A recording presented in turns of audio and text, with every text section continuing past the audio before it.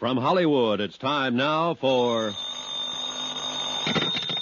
Johnny Dollar. Barney Wilson, Mr. Dollar, special deputy with the DA's office. I understand you talked to Danny Haynes. You've got a good grapevine, Mr. Wilson. Oh, tolerable. Well, what do you think? Well, I'll go about 6 to 5. He hasn't murdered anybody. Oh, well, that's close to even money. So you're not too sure, huh? No, I'm not too sure. But then I'm not even sure yet that Markey is dead, remember? Well, maybe we can settle that question this evening. What do you mean?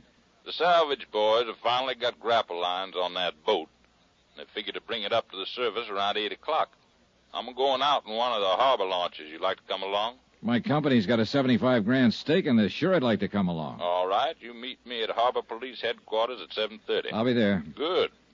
I'll introduce you to the late William Markey. Somehow, I sort of doubt that, Mr. Wilson.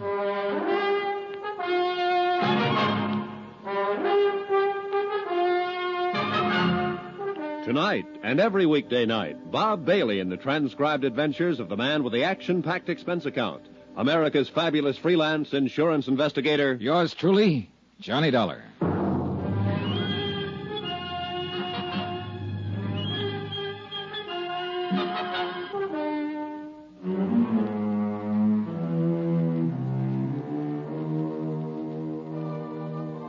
From Special Investigator Johnny Dollar to the Home Office, Delta Liability, Hartford, Connecticut. Assignment, the Fathom 5 matter. Location, Miami, Florida. Expense account continued. Item 6, $3.85. Taxi fare to the Markey Beach House, occupied for the past 3 days now by his wife since William Markey's accidental death. According to all reports, a very beautiful woman. The reports were correct. Won't you come in, Mr. Dollar? Thank you. Come this way. I've been practically living in here in the study since... I just haven't had the heart to even look at the rest of the house. Yes, I imagine it's been quite a shock for you, Mrs. Markey. Yes, terrible. No one knows. Sit down, Mr. Dollar. Thank you.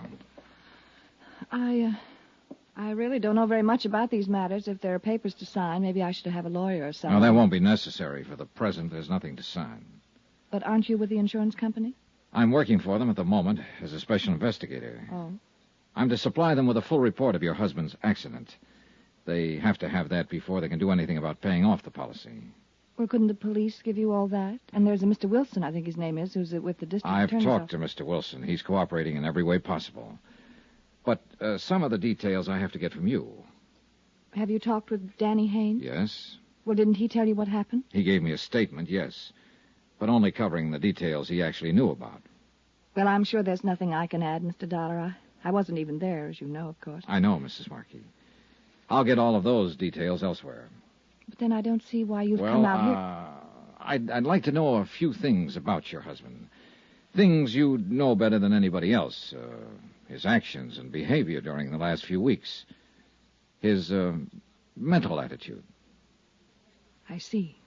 You think maybe he committed suicide, is that it? I don't think anything. I'm just trying to find out. But that's what you're driving at. Suicide. It's a possibility, of course. And, of course, your company isn't liable, I suppose, if it's suicide. Oh, they'd still be liable, but only to the extent of $25,000 under the particular terms of the policy, not $75,000. I see. Is that all, Mr. Dollar?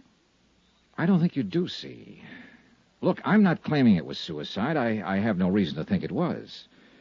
But these questions are going to be raised by the claims board when they meet to consider settlement. And they're not going to pay out any money until they have the answers. So that's why I'm here, Mrs. Markey, to get those answers ahead of time.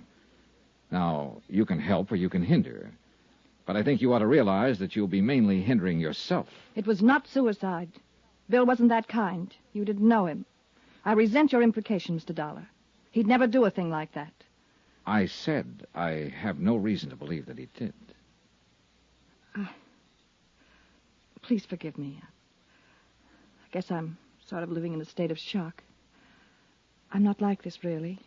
Suspicious, belligerent. Well, sure, I understand, and I'm sorry to have to bother you this way, but there are certain questions... I know. These things have to be done. It's all right. Would you like a drink, Mr. Dollar? Not unless you're having one. Yes, I think I would like something. In that case, I'll have a scotch on the rocks, please. Oh, here, let me fix it. Thank you. Make mine the same. I guess it was the mention of suicide. that set me off. Bill and I were married for 3 years. We were completely happy every minute of it. Nobody in the world had less reason than Bill to do a thing like that. What about financial problems? None that I knew about. Did you work before your marriage, Mrs. Markey? I was an entertainer. Chorus?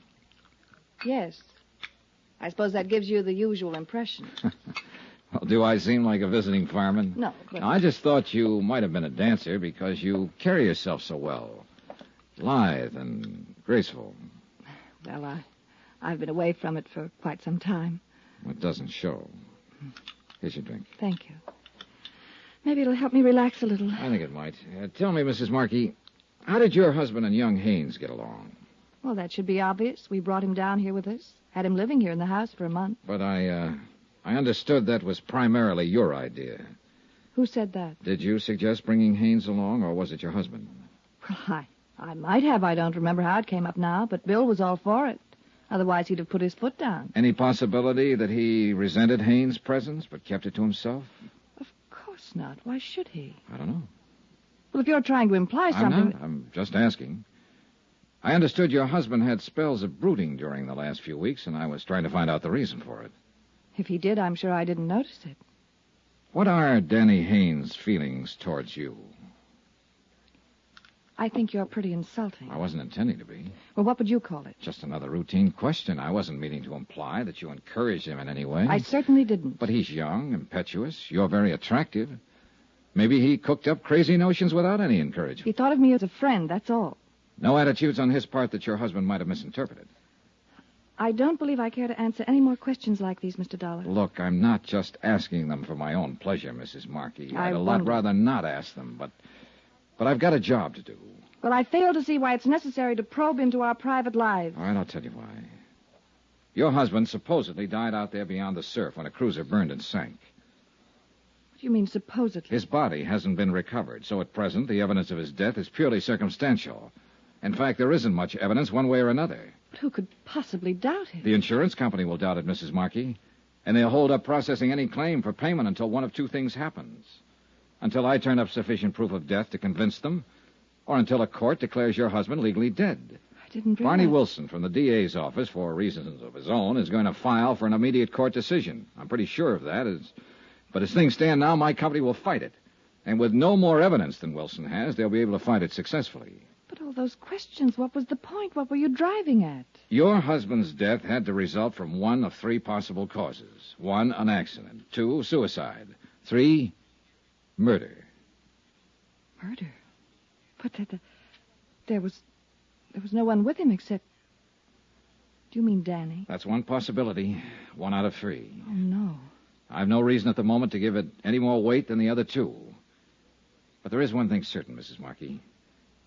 In view of the circumstances, not 1 cent of insurance is going to be paid until one of those causes is proved.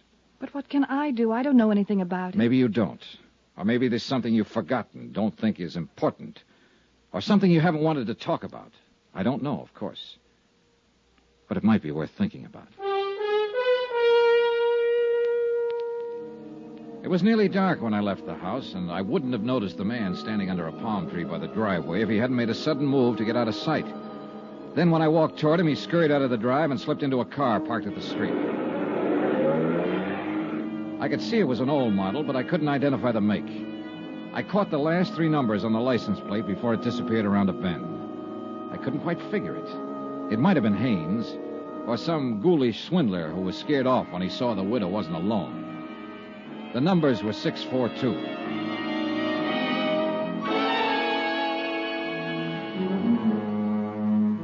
Expense account item 7, $3.75. Taxi back to my hotel. Item 8, $6.25. Dinner and incidentals there. And item 9, $1.40. Taxi again to the waterfront headquarters of the Harbor Police. 30 minutes later, I was in a police launch with Deputy Agent Barney Wilson, several miles down the coast, skimming across the water toward a bright cluster of spotlights where a salvage barge was working into the night to raise the burned hulk of the charter cruiser Fathom 5. You still got your mind set the same way, Mr. Dollar? What way was that? That there hasn't been any death or any murder? Oh, come now, Mr. Wilson. You're mistaking an honest scientific skepticism for a set of mind. Well, that's very pretty, Mr. Dollar. What does it mean? Well, I haven't taken any definite position yet.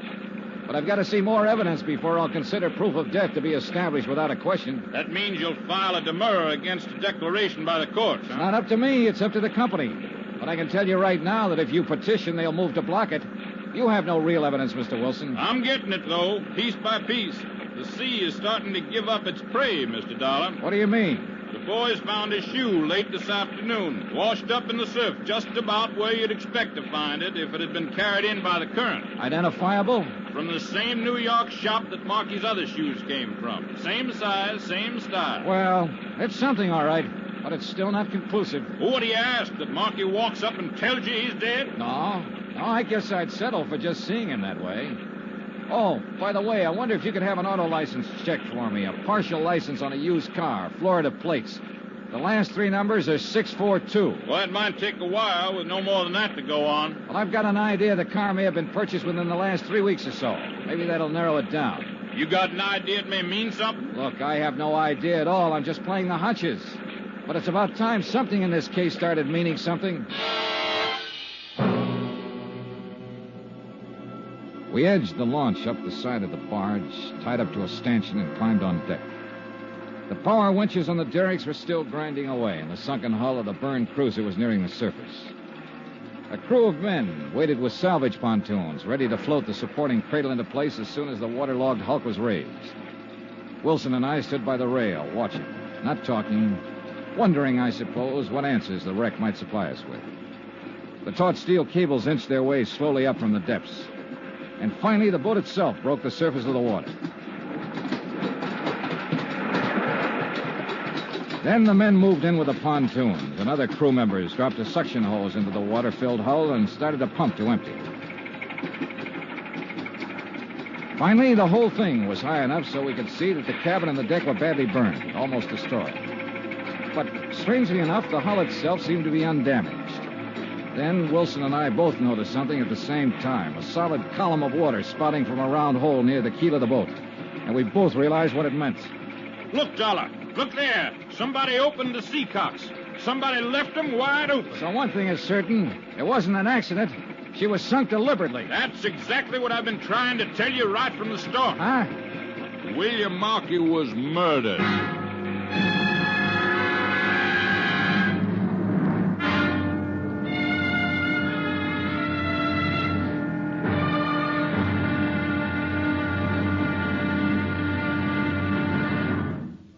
Now, here's our star to tell you about tomorrow's intriguing episode of this week's story. Tomorrow, a photograph, a silver cup, a harried widow, and the dead begin to stir with life.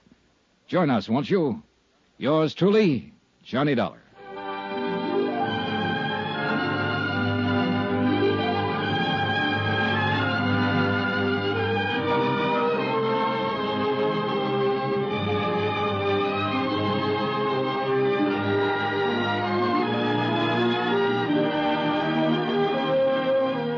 Yours truly, Johnny Dollar, starring Bob Bailey, is transcribed in Hollywood. Written by Les Crutchfield, it is produced and directed by Jack Johnstone. Be sure to join us tomorrow night, same time and station, for the next exciting episode of Yours truly, Johnny Dollar. This is Roy Rowan speaking.